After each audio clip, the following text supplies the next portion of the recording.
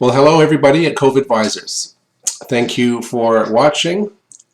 We were going to get together and do a security training program together, but with everybody in different places and everything, I just thought this would be a good way to do it. I just want to deliver some key points here of what's going on with security.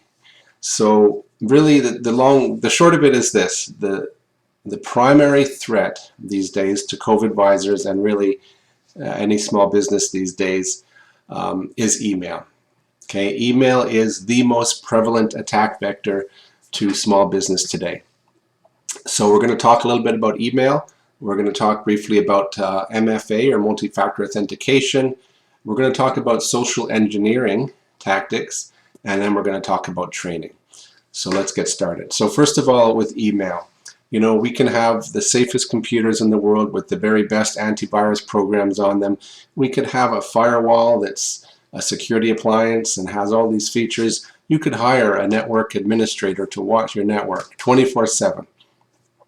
But at the end of the day, even with all that stuff, all it takes for an organization to get hacked is if someone opens up an attachment or clicks a link and they shouldn't through an email. And then people type in their password or something like that, and all of a sudden your organization is infiltrated. So email is a very easy way for criminals to get into your organization. It goes around the firewall, and it's kind of hard to stop them. It's being fully exploited these days. So what can we do? Well, first of all, here's some good news, and that is that you're doing very, very well already. There's a couple of things you guys are doing well. First of all, you're communicating well amongst yourselves and also with me. If an email comes in that looks sus, you can ask others, you can send it to me, and you're doing that. So I encourage you to keep doing that. Please keep doing that. If you're not sure about an email, feel free to forward it to me and ask if it looks suspicious, or share it with the others. Although maybe when you're sharing it, you don't want to necessarily forward it, because that will just increase the chances of someone clicking it, but you can talk about it or forward a screenshot or something like that. Never feel like it's a stupid question if you're forwarding it to me. I get emails from doctors and lawyers and insurance people and high finance people, really intelligent people. And they ask, hey, is this legit? And I always say in my response, thanks for checking. And I mean it. I want you to check if you're not 100% sure if an email is legit. Just forward it to my address. So another thing you guys are doing well is multi-factor authentication. So MFA is set on your Office 365 accounts for everybody. So that means that even if you did get phished and someone did find out your password, they would have to go through an extra step to get to your account. Now MFA reduces the chances of your email getting hacked by like 98%. That's not an official number, but that's just my estimate. It's very high. So with MFA then, the hacker will need to find out your password and also get that code. But what's important to note here is that this number is getting lower, that 98%. Why? It's because hackers are finding ways of getting around multi-factor authentication. So MFA is not a silver bullet. It definitely makes a huge difference, but it's not, we shouldn't feel like, okay, I've got MFA, I don't have anything to worry about. So the way to get around MFA is usually a social engineering tactic.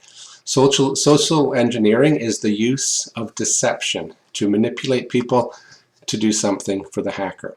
So I'm going to show you an example here. I'm just going to link to another video of how a hacker might try to get around MFA. So probably they'll have your cell number, or they can find it out, and then it may go something like this. So this is how it works. Just imagine you're just sitting around one day and you get a phone call. So you pick up the phone call and you say hello, and you might hear something like this. Oh, hello, Mr. LaRuzik. It's Microsoft calling, and we've noticed some unusual activity in your account. Not to worry, we've got it looked after, and we're going to force a password change on your account to take care of everything. I just need to verify your identity. I'm going to send you a code to your phone right now. Can you please tell me what that code is? That's it. So If you tell them the code, basically what's happening is they're sitting on their side in front of your account, and as soon as you say, okay, I'll do that, then they type in your password and hit enter. Microsoft automatically sends a code to your phone, and you tell them what it is. They're in. Okay, so that's how easy that is. It can also work for other services, so it's not just Microsoft that this can happen. How about if this happened to you? Same idea, you're just sitting there minding your own business, you get a phone call. Hi, this is Royal Bank Visa calling. Did you just buy a ticket to Zimbabwe? No, we didn't think so. Don't worry, we've got things under control. We've stopped that purchase, but there has been some fraudulent activity on your card, so we're going to go ahead and cancel that. I do need to verify your identity. I'm going to send a text to your phone. If you can tell me that number, then we'll proceed from there. So again, they've figured out your Royal Banking credit card or bank account password somehow. Maybe you got phished, more than likely. They know what your password already is, but they know they have the 2 steps. So they're going to, as soon as you say, okay, they type in the password, and you get the code, you read it to them, and now they're in your bank account. So watch out for that. I mean, basically, the whole phone verification thing, when someone's phoning you, they don't need to authorize you. You should be the one authorizing them. They know who they're calling you. They've got your phone number. If your bank calls you, they know they're calling you. They might ask maybe one question, but they're not going to spend a whole lot of time with verification. But if you phone the bank, now they're going to ask you a lot of questions, and maybe they will do some extra steps to verify it's you, because it could be anybody calling. So when people call you out of the blue, generally speaking, remember that you're the one that should be verifying. All right, so see how easy it is? Watch out for that scam. So I'd like to talk to you for a minute now about training, security awareness training. So this is an important part. I mean, sure, we get these videos and you can talk to me, but what we're going to be doing at Cove Advisors is rolling out a security awareness program. We're going to be starting very shortly here, and we just want to let you know as part of this video. So we've partnered with a company called WebRoot to do this. They're the same ones that do your antivirus on your computers. So the videos are short, maybe most of them are 5-6 minutes. Some are a little bit longer, but they're designed to be just easy for you to be able to watch them. You don't have to set aside a full hour or even a half an hour, just a few minutes. So you're going to be getting 2, maybe 3 per month, and we ask that everyone complete the training. Okay, take that few minutes. Best thing to do it right when you get it, or as soon as possible. Watch the training program. It will be tracked on the back end, and we will follow up with you if you're not completing the training. So let's all get the training done. It's very important for your safety.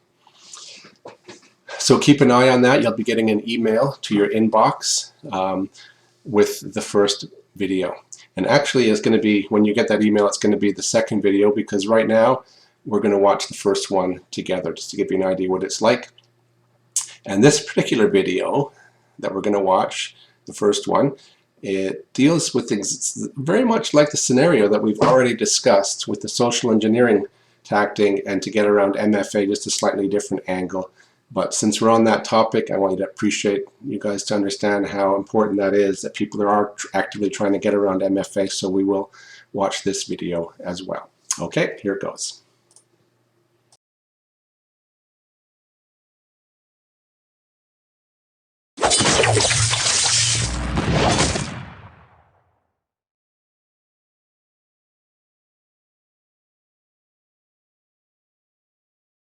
Two-factor authentication using a verification code sent via text message is the most common form of 2FA, and it works quite well. It is not, however, 100% foolproof. In this episode, we show you a hack accomplished mainly by exploiting human error, where hackers can steal your verification code and access your account. Be on guard, as this could happen to anyone. Stay vigilant and enjoy.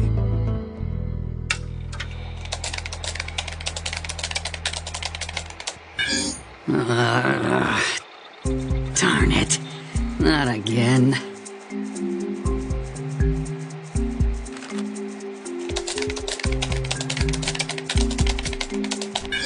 Come on, not again!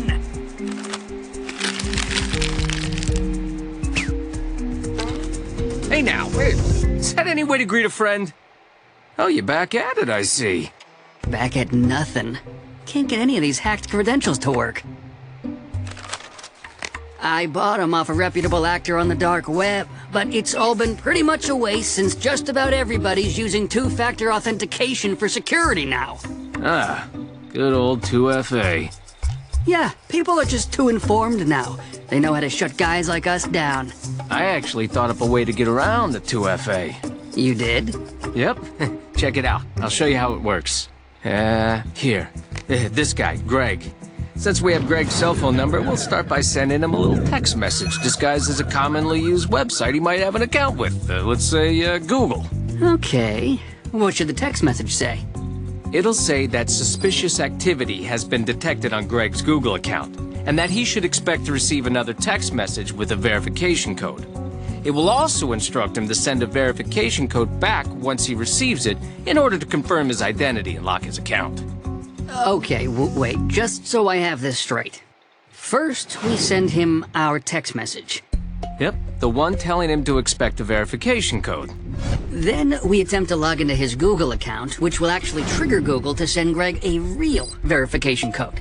Right. And that verification code is going to seem totally legit because, for one, I mean, it really is coming from Google, and two, Greg will be expecting the code because of our initial text message, of course, telling him to expect it.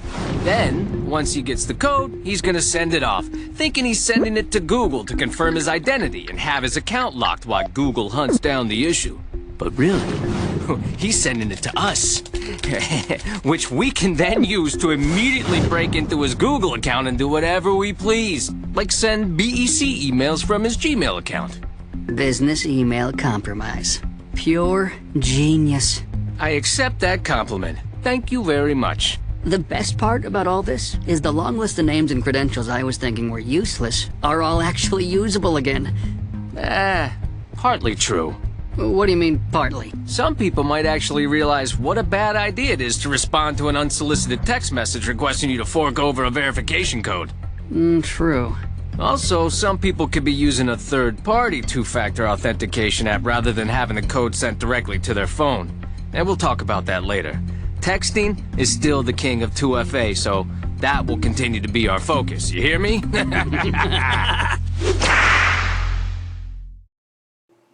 Okay, so that gives you an idea of what the videos are going to look like. We encourage you to watch those videos. So look out for that first email that's going to be coming within the next day or two, and we'll get rolling on that program. So if you have any questions at all about anything we've covered in this video or about the security at Cove Advisors, please don't hesitate to let me know. And in the meantime, stay safe and let's keep the bad guys out. Take care.